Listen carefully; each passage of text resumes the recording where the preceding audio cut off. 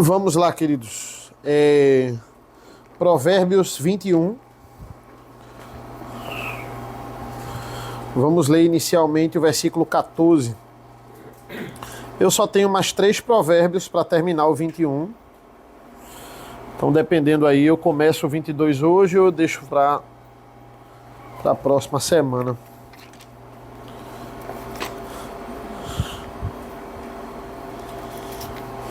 Provérbios 21. Quem achou pode ler aí o 14. O presente que se dá em segredo abate a ira, e a dádiva em sigilo, uma forte indignação. Ok. Então ele fala aí esse provérbio específico sobre dar presente. Dar presente, presentear alguém é algo que é algo saudável, dependendo da nossa prática, né? É algo que deve ser incentivado. Muitas pessoas se sentem amadas e acolhidas quando elas ganham presente. E presente não precisa ser nada necessariamente caro, né? É claro que se você tem condições e dinheiro para presentear as pessoas com presentes caros, e até no casamento, né, você presentear a esposa com uma viagem, presentear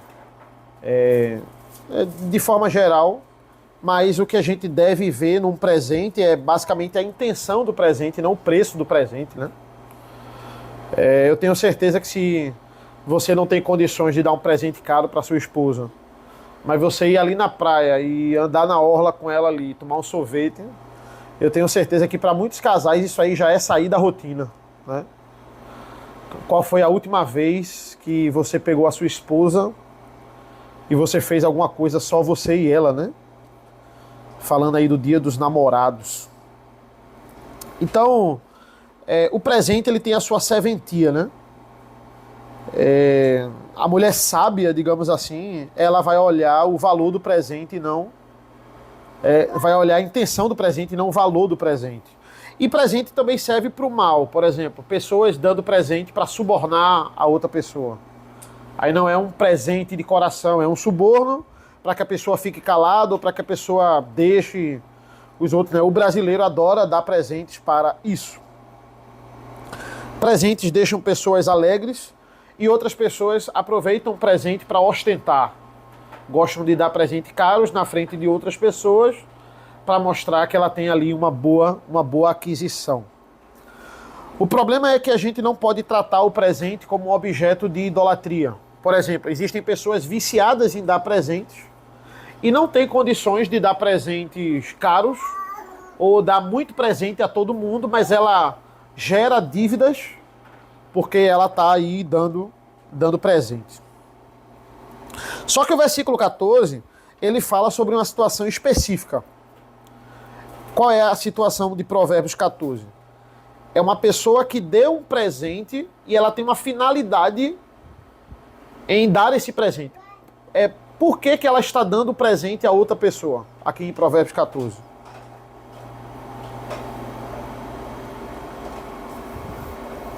Para conter o mal entendido, né? Então, veja, é uma coisa muito específica, né? É um presente que ele está dando para apaziguar a ira de outra pessoa. Certo? Então ele vai dizer isso. Aí ele diz assim, ó, quando você vai dar um presente ou uma bonificação, porque você vai apaziguar a ira de alguém, nunca dê em público. É interessante isso aí.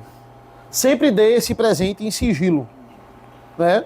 Porque isso vai fazer, isso vai vencer, né, a mais forte indignação. Isso aí vai apaziguar, digamos, a ira das pessoas. Certo? Então, eles, olha, talvez se você der um presente em público, você pode piorar a situação. Aquela pessoa pode entender como uma afronta, uma tentativa de suborno, ou dizer, não, ela não quis dar um presente para me agradar, ela quis dar um presente para mostrar para os outros que ela é boazinha. Mas ela quis... Ou seja, isso, o presente em público para apaziguar a ira, ele está dizendo, pode piorar a situação. Então, quando você der o presente, você faça isso em sigilo. Qual é o sentido desse provérbio, né? O sentido desse provérbio, ao meu ver, é a discrição. Salomão está falando sobre discrição aqui. O cristão não é aquele que faz tudo de bom que ele faz, ele deve mostrar, ele deve ostentar que ele está fazendo aquilo ali de bom e ele está ajudando aquela pessoa e é ele que quer se reconciliar. Ele não faz as coisas mostrando para os outros, com a necessidade de mostrar para os outros. Quando você vai ver as acusações que Jesus faz aos fariseus, por exemplo, a gente vai lá para Mateus 5, para Mateus 6, é tudo contra isso. Tudo que o fariseu fazia com aparência boa, com a capa de bondade, ele fazia questão de mostrar para os outros que ele estava fazendo. Então, se ele estava ali, se ele estava de jejum, ele fazia isso na frente dos outros. Se ele estava ali em alguma petição e orando muito, ele ia lá e fazia questão. Ele criava leis, ele criava rituais, ele criava situações para fazer aquilo ali em público. Se ele vai dar esmola, ele vai dar num ambiente que tinha muita gente. Então, você vê ali Jesus condenando em Mateus 5 e 6 essa vontade do fariseu e essa necessidade que ele tinha, e tudo de bom que ele faz, ele está sempre mostrando aos outros. Então, o cristão ele segue um caminho oposto disso aí. O que o provérbio está exaltando aqui é a discrição. Porque se o objetivo, né, se eu dou um presente a alguém para apaziguar uma ira, para acabar um mal entendido, a primeira pessoa que eu estou agradando ali é a Deus, né? Eu estou agradando a Deus, estou agradando a Cristo. Então, se o meu objetivo é agradar a Cristo, para que eu tenho que mostrar, eu tenho essa necessidade de mostrar que eu estou ajudando, se Cristo está vendo tudo que eu estou fazendo. Eu pego um exemplo atual aí, que são esses exemplos de influenciadores, né? Tudo que eles fazem, eles precisam fazer, e aí tudo de bom que eles fazem é mais para engajar e para gerar um engajamento ali, e não propriamente porque eles querem ajudar. Pensa naqueles influenciadores que fica dando aquele dinheiro lá, chega pro menino lá no sinal, diz, quanto é que é isso aqui? Essa caixa de chiclete. Aí, é 50 reais, pronto, toma 500 reais. Aí o menino chora, aí ele grava e ele posta na internet. Certo? Então, não é meramente para ajudar a pessoa, é para gerar ali um engajamento. Então, ele não está falando, ele usou uma situação aqui do presente, mas ele está falando sobre discrição. Tudo que acontece de bom com a gente, tudo que acontece, toda ajuda que a gente fizer, ou quiser agradar alguém, a gente não precisa postar, a gente não precisa estar exibindo isso. É como se as coisas não fizessem sentido se a gente não divulgasse para os outros aquilo que a gente está fazendo. Certo? Muita coisa que a gente faz pode ser voltada para o trabalho, né? Mas eu vou fazer uma viagem e, poxa, se o meu celular quebrar, ou se eu fizer isso, eu vou fazer uma viagem com a minha esposa, vou fazer uma viagem com a minha família. Não tem sentido eu fazer se eu não postar isso, se eu não compartilhar isso. E não há nada contra você fazer isso, não há nada contra você postar, não há nada contra você compartilhar, mas as coisas perdem o sentido, veja, aquilo ali começa a virar uma idolatria. As coisas perdem o sentido quando os outros não sabem aquilo de bom que eu fiz, certo? E aí o comentarista de Provérbios, desse provérbio aqui 14, ele vai citar a linguagem paulina, quando ele fala sobre o sangue de Cristo ser a propiciação pelos nossos pecados. Aí o comentarista ele vai dizer assim, olha, o que seria propiciação? É o ato de você apaziguar, é o ato de você trazer uma reconciliação, porque justamente o pecado deixou o Pai, né, irado conosco. Certo? Então, Jesus ele vai fazer o quê? Ele vai apaziguar a ira do Pai para com os eleitos. Né? Então, por isso que Paulo chega e diz assim, olha, o sangue dele é derramado a fim de apaziguar, é como propiciação. Certo? Então, o sacrifício de Cristo é o presente que Cristo dá para apaziguar a ira do Pai. Essa é a ideia. Enviado pelo próprio Pai. Decretado aquilo ali antes da fundação do mundo pelo próprio Pai.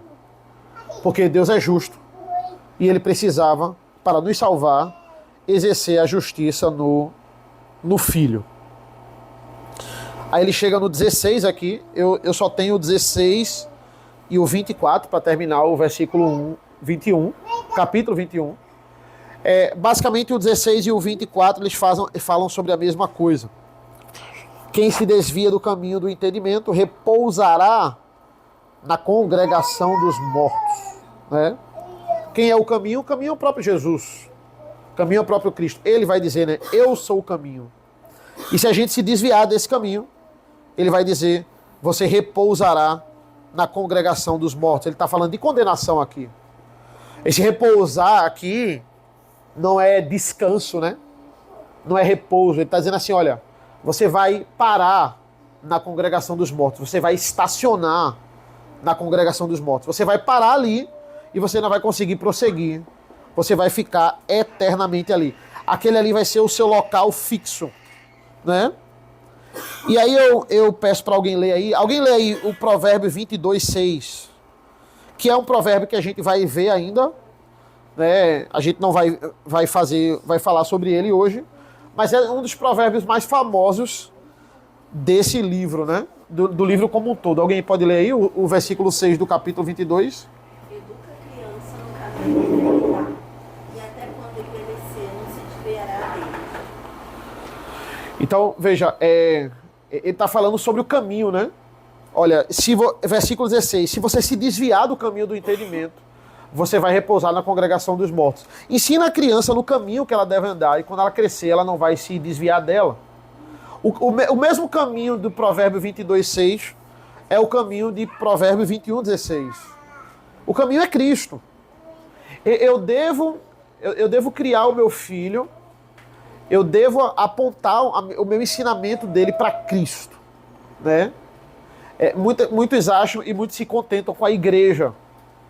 Muitos acham e muitos se contentam com a escola cristã, no sentido de, olha, não, é só eu mostrar ao meu filho o caminho da igreja, pronto. Nem que eu nem preciso necessariamente ir para a igreja, né? É só eu mostrar a ele o caminho da igreja e aí ele vai... Não, veja, você tem que mostrar o caminho da igreja. A igreja é um meio de você conhecer a palavra e de você estar em comunhão com Deus, de glorificar a Deus, e honrar o dia do Senhor e tantas bênçãos que a igreja traz. Mas o que eu devo apontar para a minha vida e na minha criação, na criação dos meus filhos, é que ele conheça Cristo. É que ele entender que quando ele me desobedece e quando ele está pecando, antes de me ofender, ele está ofendendo o caráter de Cristo, né? Perceba um pouco disso, né? Tantas pessoas elas ficam loucas para colocar o filho numa escola cristã. E muitos terceirizam essa educação. No sentido de... Veja que loucura, né? Eu vou trabalhar, eu vou morrer de trabalhar para terceirizar a educação do meu filho. E aí eu morro de trabalhar, coloco meu filho numa escola cristã e não educo ele. Então eu vou trabalhar para ganhar dinheiro para que outros criem meu filho. Entende? Então veja como isso está desproporcional. Será que eu poderia diminuir essa carga horária? Tem gente que realmente não pode. A realidade do brasileiro, isso é completamente diferente, isso aí. Mas não, eu me contento e eu não preciso ter comunhão com meu filho, eu não preciso apontar o caminho, eu vou deixar isso para outras pessoas. E eu só vou morrer de trabalhar e outras pessoas vão apontar o caminho para o meu filho. Então eu estou... se fala muito isso no ambiente profissional, né? Você não é só professor, você é educador. Tudo bem, eu sou educador porque o meu caráter e o meu exemplo vai, claro, ser um exemplo para os meus alunos, né? Para bom ou para ruim. Muitos alunos se inspiram em professores. Mas, em primeiro lugar, eu sou um educador, mas eu estou em segundo plano. O maior educador do filho é o pai e a mãe, né? O pai e a mãe não podem confiar a educação do filho para mim, não. Eu sou a pessoa que ensina ele, que passa o conteúdo para ele. No caso de uma escola cristã, que vou discipulá-lo também, de uma certa forma, mas eu não tenho essa função primária de educar o filho dos outros, né? O pai e a mãe, ele tem essa função. Quem ensina o caminho, Quem ensina a vontade de Cristo para uma criança é o pai dela, é a mãe dela, né? Ele vai fazer isso.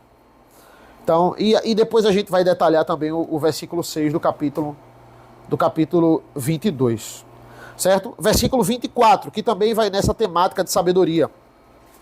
Quanto ao orgulhoso e arrogante, zombador é o seu nome, ele age com orgulho e arrogância, né? É uma pessoa que ela vai traçar, o seu próprio caminho, né? Quão é terrível a vida do obstinado para não ouvir a palavra de Deus. O orgulhoso, ele nunca se vê como orgulhoso, né? É interessante isso. Você senta com ele, você fala que ele está errado, você fala que ele precisa melhorar. As pessoas, elas orientam ele, mas ele não consegue enxergar isso. Na vida dele, ele está sempre certo. Né? Meus alunos, hoje em dia, eles brincam, eles dizem que fulano é o protagonista, né? É o protagonista da história dele.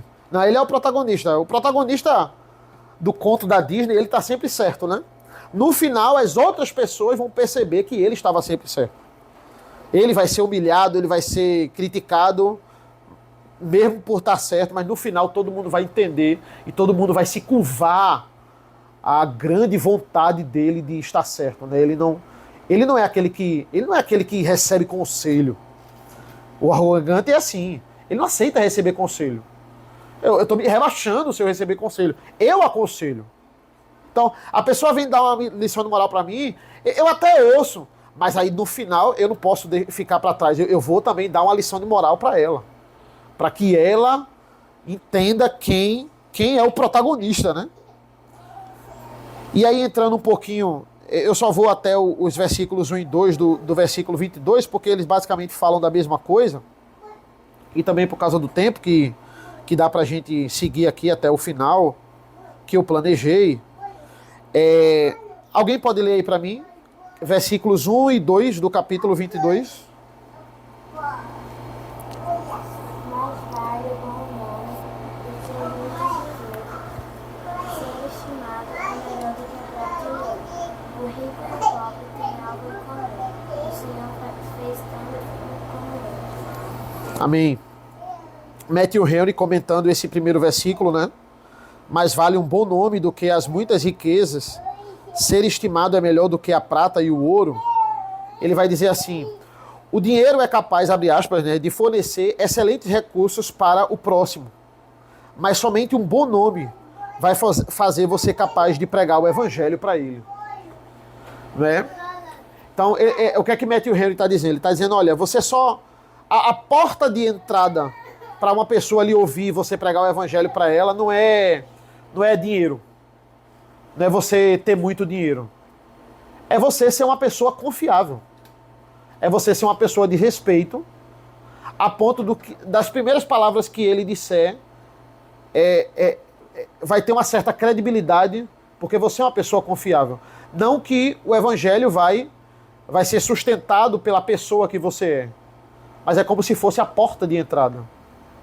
Não, fulano, ele tem um bom nome. Né? Então ele está dizendo, olha, é isso que você deve investir. Você deve investir numa boa reputação. Ele disse, não vá nessas histórias que dizem assim, não se preocupe com o que dizem de você. Não, eu sou cristão, eu tenho que me preocupar com o que as pessoas dizem de mim. Se as pessoas estão me chamando de ladrão, se as pessoas estão me chamando de charlatão, se todo mundo está achando isso, eu tenho que dar um jeito de mudar isso aí.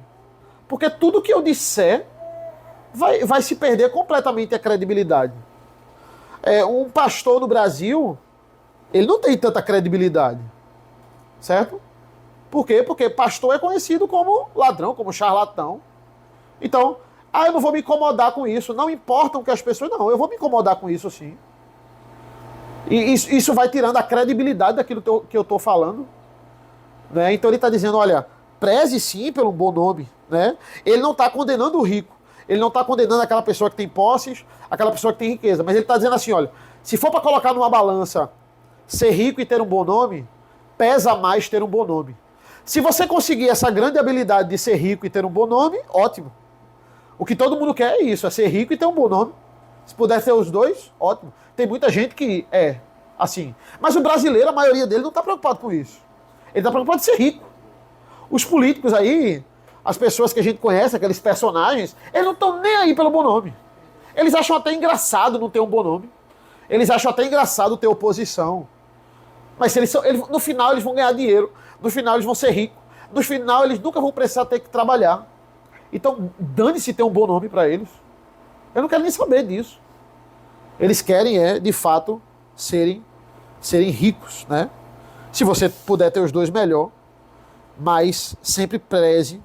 Se fosse para você escolher, né? Escolha ter um bom nome. Pesa muito mais ter um bom nome do que meramente riqueza. E ainda nessa modalidade de riqueza, para terminar, né, versículo 2 vai dizer assim: o rico e o pobre têm algo em comum. O Senhor fez tanto um como o outro. Né? Veja que provérbio interessantíssimo. Ele está dizendo assim: Deus fez os dois. Deus fez o rico e Deus fez o pobre. Então, essa teoria de que pobreza não é de Deus, né? Se você é pobre, teologia da prosperidade. Se você é pobre, tem alguma coisa errada com a sua vida espiritual. Se você era rico e ficou pobre, se você nasceu pobre e continuou pobre, tem alguma coisa com a sua vida espiritual. Porque Deus quer pessoas ricas. O provérbio está dizendo o contrário. O provérbio está dizendo: Deus criou o rico e Deus criou o pobre. E ele está dizendo assim: olha, você vai ter que... Se você é rico, eu sinto dizer, você vai ter que conviver com o pobre. Se você é pobre, eu sinto dizer, você vai ter que conviver com o rico. E Deus faz isso de propósito, o provérbio está dizendo. Ele fez o rico para conviver com o pobre. E ele fez o pobre para conviver com o rico. Veja como não cabe socialismo na Bíblia. Qual é a base do socialismo? Como é que o sistema de governo ele se sustenta se a base dele é a inveja? A base do socialismo é a inveja. Por quê? Porque aquele que é pobre e é servo, ele olha para quem é o seu senhor e ele diz assim: ele tem abundância, ele tem que dividir comigo. Aquilo que ele ganhou em abundância, o que ele herdou em abundância, ele precisa dividir comigo para nós termos igual. A base do socialismo é a inveja. Eu preciso ter aquele que tem abundância, para que não exista mais ricos e todo mundo ganhe igual, né? Se é para uma pessoa ser rica, Marx vai dizer que o Estado seja. Somente o Estado. Mas que ninguém mais seja rico. Ou seja, é um sistema onde meramente eu quero aquilo que eu não tenho.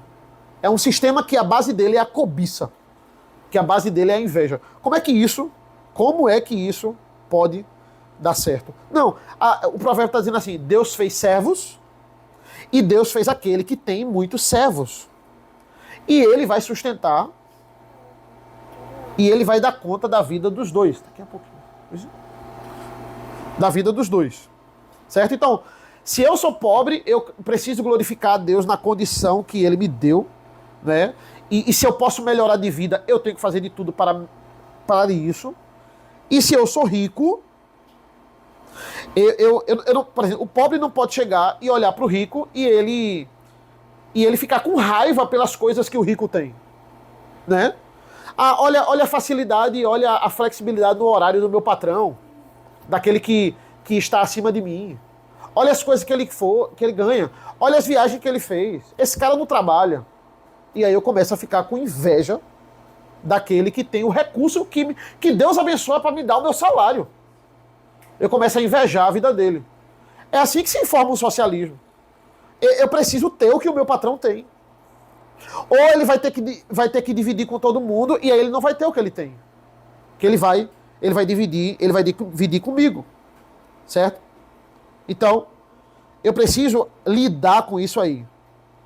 E o rico é a mesma coisa. O rico precisa tratar quem serve a ele bem. Ele precisa tratar quem está abaixo dele bem. Ele precisa dar dignidade e uma boa vida para aquelas pessoas que Deus deu para servir a ele. Então essa é a balança. Ele está dizendo rico e pobre, eu criei os dois. Vocês precisam conviver. Eu criei o rico e eu criei o pobre para que vocês convivam bem em sociedade. A vida é assim, gente. Tem pessoas que elas não têm a oportunidade. Veja, eu vou falar da minha vida. Tem gente que talvez, se tivesse a oportunidade que eu tive de estudar numa escola particular, de viver ali numa classe média, de estudar, de poder me preparar e estudar numa faculdade, talvez com o conhecimento e com os recursos que eu tenho, ela desenvolvesse muito mais as habilidades que eu tenho e desenvolvi agora. Talvez com a inteligência que a pessoa tem e as minhas oportunidades, ela já tinha feito uma fortuna enorme. Quantas pessoas, se elas tivessem a oportunidade que eu tive, elas estariam com a vida muito melhor do que a minha, vamos dizer assim. E aí Deus não deu a oportunidade àquela pessoa. Deus deu a oportunidade a mim. Por quê? Porque esse é o plano dele. Ele abriu as portas para mim, para umas coisas, e ele não abriu para as outras pessoas. E a vida é assim. Eu vejo muito isso no futebol. Quantas pessoas talentosas, elas não ganham os títulos que elas mereciam ganhar. Por quê? Porque simplesmente aconteceu alguma coisa naquele campeonato e aconteceu alguma coisa ali que não abriram as portas para ele. Se eu fosse falar de disciplina, era para Cristiano Ronaldo ter ganhado todas as Copas do Mundo que ele foi. E não divulguem isso que eu estou falando, né?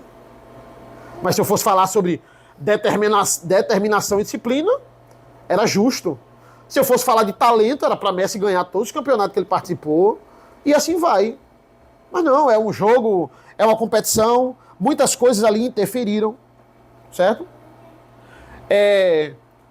Os filmes, eles ensinam muitas coisas que muitas vezes são erradas. O que é que geralmente um filme de superação ele ensina?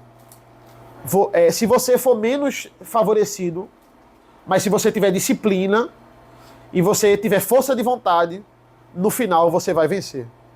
É isso que, se você já assistiu Rocky Balboa, se você já assistiu Karate Kid, né? Rocky Balboa, ele venceu de um russo de 2 metros de altura, porque ele teve determinação e força de vontade.